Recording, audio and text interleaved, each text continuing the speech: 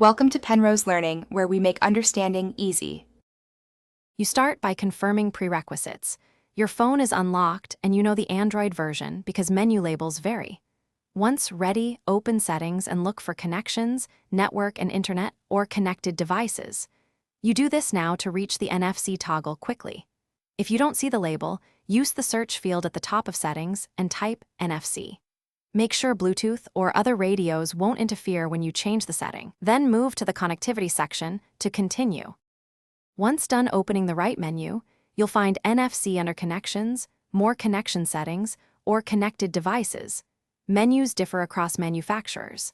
Tap that entry to reveal the near-field communication toggle and any tap-and-pay defaults. If a default payment app appears, make sure you understand which service handles contactless payments before switching NFC off.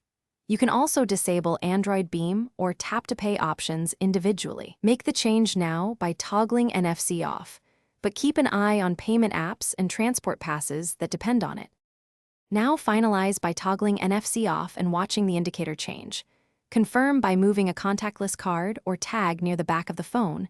Nothing should activate.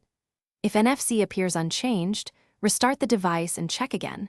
Reboot resolves many service hangs. If problems persist, clear the Settings app cache or reset network settings to remove stale configurations. As a last resort, check for carrier or OEM security profiles that lock NFC.